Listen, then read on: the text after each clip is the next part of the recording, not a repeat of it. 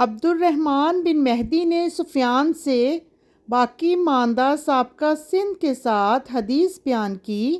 کہ نبی اکرم صلی اللہ علیہ وآلہ وسلم نے فرمایا، نہ غلے میں صدقہ ہے نہ کھجور میں، حتیٰ کہ وہ 5 وسق تک پہنچ جائیں، اور نہ 5 سے کم اونٹوں میں صدقہ ہے، اور نہ 5 اوقیہ سے کم چاندی میں صدقہ ہے۔ حضرت ابو ہریرہ رضی اللہ عنہ سے روایت ہے، انہوں نے کہا کہ رسول اللہ صلی اللہ علیہ وآلہ وسلم نے حضرت عمر رضی اللہ عنہ کو زکوٰۃ کی وصولی کے لیے بھیجا، تو بعد میں آپ صلی اللہ علیہ وآلہ وسلم سے کہا گیا کہ ابن جمیل خالد بن ولید رضی اللہ عنہ اور رسول اللہ صلی اللہ علیہ وآلہ وسلم کے چچا عباس رضی اللہ عنہ نے زکوٰۃ روک لی ہے، یعنی نہیں دی۔ تو رسول اللہ صلی اللہ علیہ وآلہ وسلم نے فرمایا، ابن جمیل، تو اس کے علاوہ کسی اور بات کا بدلہ نہیں لے رہا کہ وہ پہلے فقیر تھا تو اللہ نے اسے غنی کر دیا، رہے خالد تو تم ان پر زیادتی کر رہے ہو، انہوں نے اپنی زرہیں اور ہتھیار، جنگی ساز و سامان اللہ کی راہ میں وقف کر رکھے ہیں، باقی رہے عباس تو ان کی زکوٰۃ میرے ذمے ہے، اور اتنی اس کے ساتھ اور بھی۔ پھر آپ صلی اللہ علیہ وآلہ وسلم نے فرمایا، اے عمر، کیا تمہیں معلوم نہیں، انسان کا چچا اس کے باپ جیسا ہوتا ہے، ان کی زکوٰۃ تم مجھ سے طلب کر سکتے تھے۔ ضحاک نے نافع سے اور انہوں نے حضرت عبداللہ بن عمر رضی اللہ عنہ سے روایت کی کہ رسول اللہ صلی اللہ علیہ وآلہ وسلم نے رمضان میں مسلمانوں میں سے ہر انسان پر، آزاد ہو یا غلام، مرد ہو یا عورت، چھوٹا ہو یا بڑا، کھجوروں کا 1 صاع یا جو کا 1 صاع صدقہ فطر مقرر فرمایا۔ موسیٰ بن عقبہ نے نافع سے اور انہوں نے حضرت ابن عمر رضی اللہ عنہ سے روایت کی کہ رسول اللہ صلی اللہ علیہ وآلہ وسلم نے فطرانے کے بارے میں یہ حکم دیا کہ اسے نماز عید کی طرف لوگوں کے نکلنے سے پہلے ادا کر دیا جائے۔ وہب بن منبہ کے بھائی حمام بن منبہ سے روایت ہے، کہا، یہ احادیث ہیں جو ہمیں حضرت ابو ہریرہ رضی اللہ عنہ نے رسول اللہ صلی اللہ علیہ وآلہ وسلم سے بیان کی۔ پھر انہوں نے چند احادیث بیان کی، ان میں سے ایک یہ بھی تھی، اور ابو ہریرہ رضی اللہ عنہ نے کہا،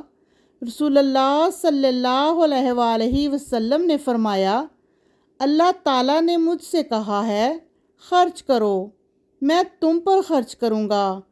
اور رسول اللہ صلی اللہ علیہ وآلہ وسلم نے فرمایا، اللہ کا دایاں ہاتھ بھرا ہوا دن رات عطا کی بارش برسانے والا ہے، اس میں کوئی چیز کمی نہیں کرتی۔ کیا تم نے دیکھا آسمان اور زمین کی تخلیق سے لے کر اب تک اس نے کتنا خرچ کیا ہے؟ جو کچھ اس کے دائیں ہاتھ میں ہے، اس عطا نے اس میں کوئی کمی نہیں کی۔ آپ صلی اللہ علیہ وآلہ وسلم نے فرمایا، اس کا عرش پانی پر ہے، اس کے دوسرے ہاتھ میں قبضہ یا واپسی کی قوت ہے، وہ جسے چاہتا ہے بلند کرتا ہے اور جسے چاہتا ہے پست کرتا ہے۔ ابو قلابہ نے ابو اسماء رہبی سے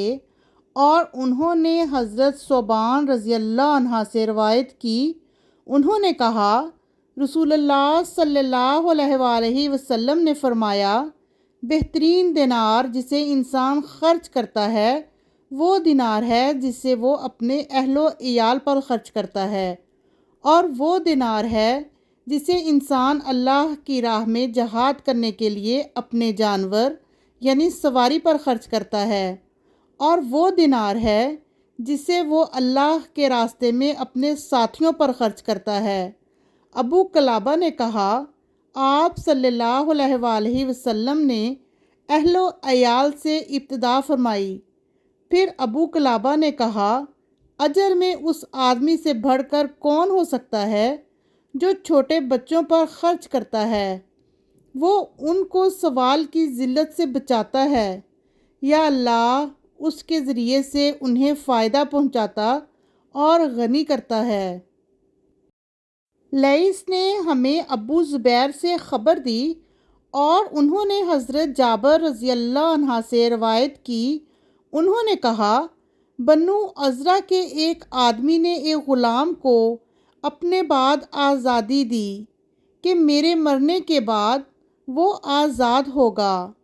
یہ بات رسول اللہ صلی اللہ علیہ وآلہ وسلم تک پہنچی تو آپ صلی اللہ علیہ وآلہ وسلم نے پوچھا، کیا تمہارے پاس اس کے علاوہ بھی کوئی مال ہے؟ اس نے کہا، نہیں۔ اس پر آپ صلی اللہ علیہ وآلہ وسلم نے فرمایا، اس غلام کو مجھ سے کون خریدے گا؟ تو اسے نعیم بن عبداللہ عدوی نے 800 درہم میں خرید لیا اور دھرم لا کر رسول اللہ صلی اللہ علیہ وآلہ وسلم کو پیش کر دیے۔ اس کے بعد آپ صلی اللہ علیہ وآلہ وسلم نے فرمایا، اپنے آپ سے ابتدا کرو، خود پر صدقہ کرو، اگر کچھ بچ جائے تو تمہارے گھر والوں کے لیے ہے، اگر تمہارے گھر والوں سے کچھ بچ جائے تو تمہارے قرابت داروں کے لیے ہے، اور اگر تمہارے قرابت داروں سے کچھ بچ جائے تو اس طرف اور اس طرف خرچ کرو۔ راوی نے کہا، آپ صلی اللہ علیہ وآلہ وسلم اشارے سے کہہ رہے تھے کہ اپنے سامنے، اپنے دائیں اور اپنے بائیں خرچ کرو۔